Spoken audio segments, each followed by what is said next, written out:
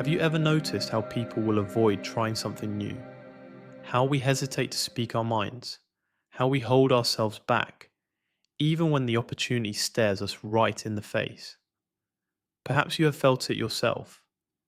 That tiny insidious voice whispering doubts into your ears, warning you that you might fail, that you might stumble, that you might be seen, really seen, and found wanting. And yet, when we consider life itself, its fleeting fragility, its inevitable end, we often find ourselves less afraid. We can talk about death with a distant calm, perhaps because it feels abstract, perhaps because it is something we all must face. But failure, real, immediate personal failure, that feels intolerable, it aches more sharply than the shadow of mortality because it touches our identity, our ego, our sense of worth in a way nothing else does. We live in a world that celebrates success, that holds up winners as if they are gods, and quietly whispers that those who stumble are somehow flawed, unworthy, or invisible.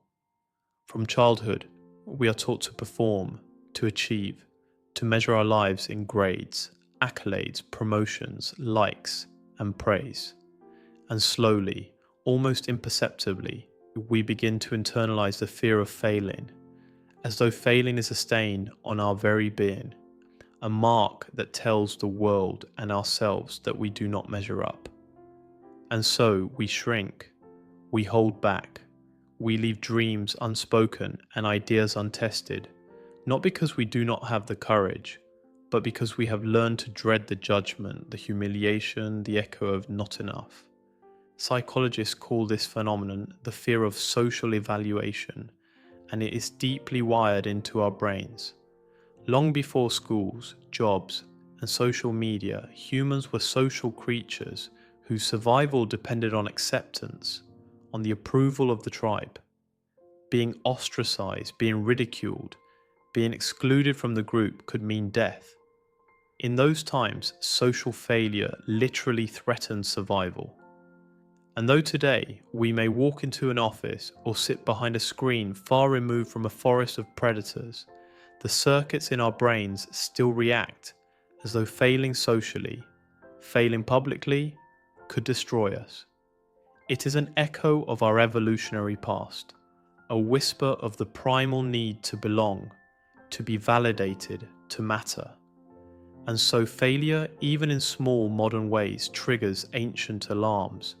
But it is not just biology, it is also poetry, it is story, it is culture. Look around, and you will see lives measured in achievements, in trophies, in titles. Stories of triumph dominate our consciousness, while failures are quietly tucked away, buried under shame or silence. We are told, explicitly or implicitly, that we should not stumble, that we should not falter, that to fail is to reveal ourselves as lacking.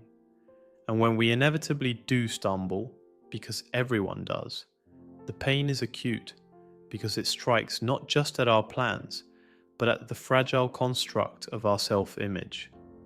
The voice inside us says, "See, you were never good enough," and we shiver in quiet dread. Consider for a moment someone you know, perhaps yourself, a friend who wanted to start a business but never did, because the thought of bankruptcy, of embarrassment, of not being taken seriously, felt unbearable. A young artist, paintbrush in hand, paralyzed by the thought of showing their work, fearful that critics, or worse, peers, would laugh or turn away. A student, notebook filled with ideas, hesitating to raise their hand, terrified of giving the wrong answer, of looking foolish. These moments are not rare. They are the silent pulses of human life, the quiet heartbreaks of potential deferred.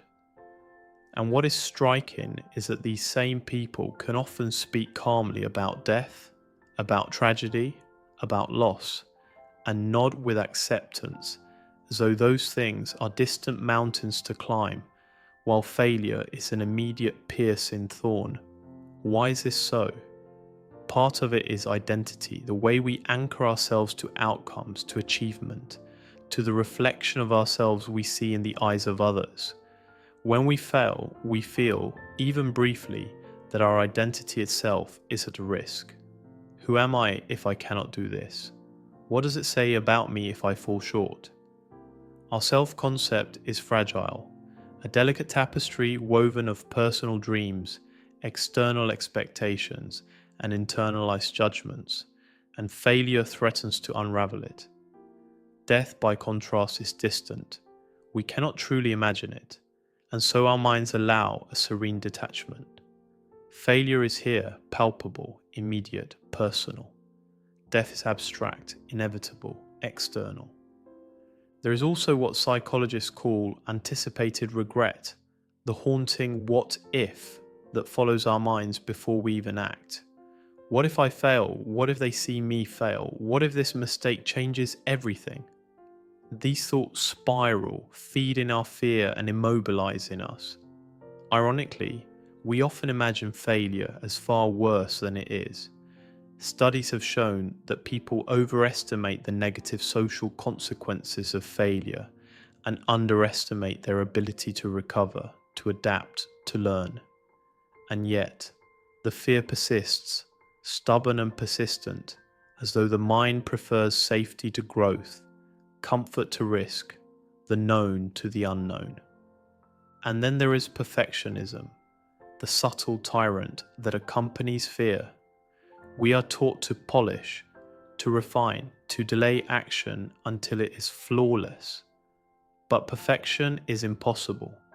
It is a horizon that moves further as we approach it, and every time we step toward it and fall short, fear grows, consolidates, becomes a guardian that whispers, "Do not try lest you fail." And in this quiet, we begin to measure our lives not by experience, by learning, by connection, but by the absence of mistakes. We begin to equate failure with shame, instead of seeing it as a teacher, as a compass, as a necessary step toward understanding ourselves and the world. Yet there is a truth that can soothe this fear if we let ourselves feel it fully. Failure is not the opposite of life. It is life itself. Every human being stumbles, falters, and falls. Every person you admire, every life you envy, carries a shadow of mistakes, losses, and errors. And often, it is precisely these moments that shape us, that teach us resilience, that deepen empathy, that illuminate the fragility and beauty of our existence. To fail is to engage fully with reality, to risk vulnerability, to declare that we are here, alive, willing to act, willing to matter. Imagine a life lived in fear of failure. What would it feel like?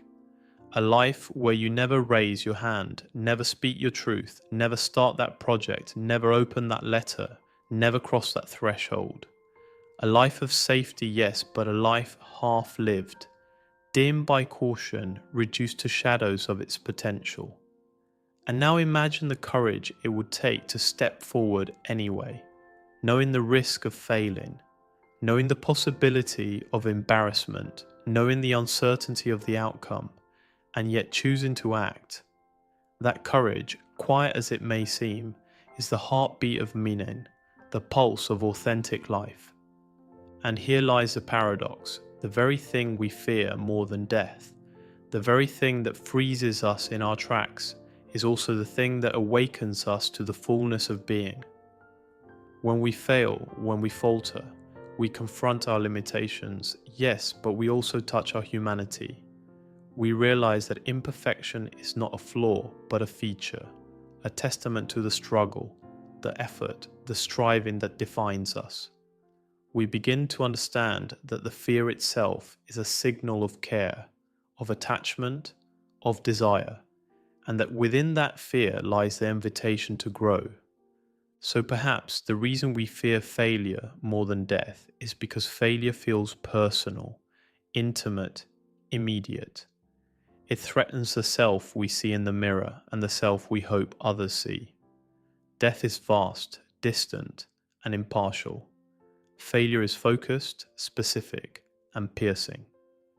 Yet if we shift perspective, if we learn to embrace it, to observe it with gentle curiosity rather than judgment, failure can become a guide. It can become a teacher whispering lessons about humility, resilience, creativity, and authenticity. Take a moment now and reflect quietly. Think of the times you held back, of the ideas never spoken, of the steps never taken. Can you see the fear that stopped you, not as an enemy, but as a signal? A part of you that wants to survive, to belong, to be seen. And can you imagine, just for a moment, what might happen if you stepped forward anyway? If you embrace the possibility of stumbling, of being judged, of looking imperfect, what would you learn? Who might you become? How might the world change around you simply because you dare to act? Because in truth, the heart remembers action more than perfection. The mind learns more from engagement than avoidance. The soul expands not by shrinking from fear, but by leaning into it, by whispering to ourselves, I may fall, I may fail, and yet I will try. And when we hold ourselves to this quiet courage, we realize something profound. Failure is not a curse.